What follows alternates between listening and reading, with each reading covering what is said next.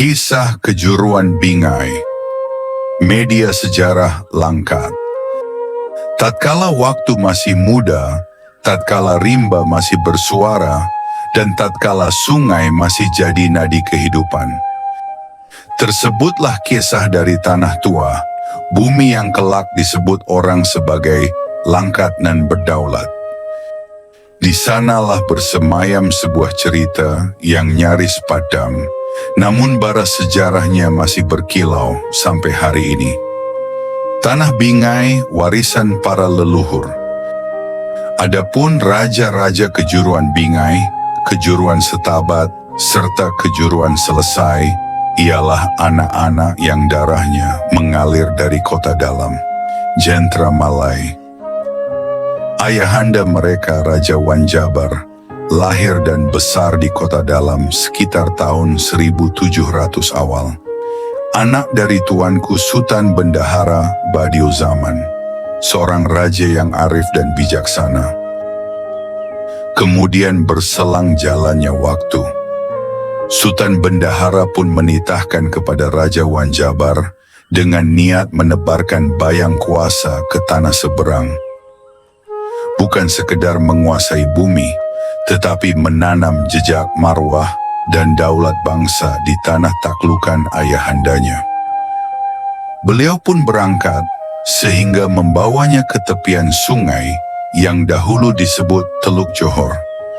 Di sanalah ia menegakkan tiang-tiang pertama sebuah perkampungan, bukan sekadar tempat berdiam, melainkan awal terbentuknya peradaban. Dari tanah yang subur dan air sungai yang beriak tenang itu, lahirlah 4 putra perkasa, pewaris darah bangsawan dan penegak marwah negeri. Wan Desan, Wan Sopan, Wan Shah, dan juga Wan Johor. Mereka tumbuh bukan hanya sebagai anak seorang raja, tetapi sebagai penjelmaan cita dan harapan atas kelanjutan adat, marwah, dan daulat Melayu. Setelah Raja Wanjabar mangkat, bahasa alam terdengar di telinga. Jika engkau ingin tahu makna kepemimpinan, lihatlah kepada Raja Wanjabar. Ia menundukkan dengan budi, bukan dengan pedang. Maka beralihlah pusaka kuasa kepada darah dagingnya sendiri. Tampuk pemerintahan itu dibagi dengan bijaksana, bagai membagi cahaya obor agar tetap menyala di tiap penjuru tanah warisan. Wan Desan dan Wan Johor meneruskan tampuk di kejuruan Bingai, tempat asal darah dan nadi leluhur berpaut.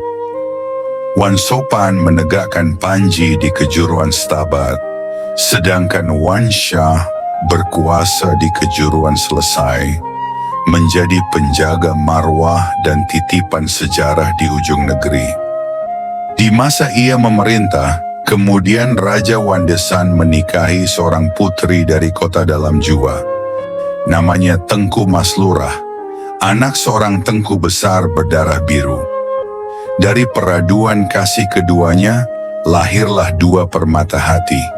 Yang sulung, seorang putra gagah bernama Tengku Bandar, penyejuk mata dan sandaran harapan negeri, dan seorang putri halus budi, Tengku Intan, laksana sekuntum melati di taman istana, mewarisi paras ibunda dan kebijaksanaan ayahandanya. Namun sebagaimana roda zaman yang tak pernah berhenti, takdir pun berputar dalam diamnya waktu. Terjadi pergolakan di antara para raja oleh sebuah suasana yang tak terelakkan di tanah Melayu. Darah tumpah di tepi sungai Bingai dan Raja Wan Desan gugur ketika hendak beranjak menyelamatkan diri ke negeri adiknya di Selesai. Air sungai menjadi saksi, tanah menjadi pusara, dan sejarah menulis kisahnya dalam bisik daun dan desah angin. Ada yang mengatakan bahwa tempat itu kemudian disebut orang desa pertumbukan, sebab di sanalah marwah bertemu maut, cinta bertemu perpisahan, dan sejarah bertemu keabadian. Kemudian, setelah berlalu peristiwa yang mengguncang itu, istri almarhum Raja Wandesan, yakni Tengku Maslurah, dinikahi oleh Tengku Musa. Pada mulanya, pernikahan itu tidaklah mendapat restu dari hati sang Tengku Maslurah. Namun dengan adanya perjanjian luhur antara keduanya, akhirnya mereka pun disatukan dalam ikatan suci. Dalam perjanjian itu termaktub sebuah janji. Jika kelak anak yang lahir adalah seorang lelaki, maka dialah yang berhak mewarisi tampuk kesultanan. Seiring bergulirnya masa, roda pemerintahan di Bingai pun diteruskan oleh putra Raja Wandesan, yakni Tengku Bandar, yang memegang tampuk dengan bijaksana. Adapun Tengku Maslurah menetap sementara di Bingai, berkediaman di sekitar Masjid Tua Ar-Rahman, tempat yang kini masih tersisa bayang sejarahnya.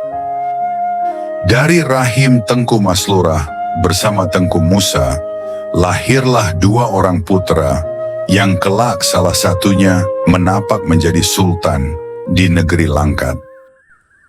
Yang sulung bernama Tengku Ibrahim Abdul Majid dan yang bungsu Tengku Monteil. Namun takdir berkehendak lain. Tengku Ibrahim Abdul Majid wafat di usia muda saat dalam perjalanan menuntut ilmu agama. Beliau dimakamkan di daerah Air Tawar, Gerbang, dan dari sanalah harum namanya tetap dikenang. Maka kemudian, tahta kesultanan digariskan kepada sang adinda, Tengku Monteil, yang berganti nama menjadi Tengku Abdul Aziz Abdul Jalil Rahmat Shah, Sultan yang kelak menorehkan lembar baru dalam kisah gemilang negeri Langkat. Dan demikianlah, bersejarah kejuruan Bingai tetap menyala di antara rerimbun masa. Walau zaman berganti, bayang leluhur masih menuntun langkah anak cucu Melayu. Sebab selagi nama Bingai disebut dengan hormat, selama itu pula roh sejarahnya hidup, menjadi cahaya di tengah gelap, menjadi suara yang membisikkan, ingatlah dari mana engkau berasal dan kepada siapa engkau berutang marwah. Adapun sejarah ini kami tulis, kami dapati dari beberapa sumber, yaitu buku sejarah Pantai Timur Sumatera, peta tahun 1887,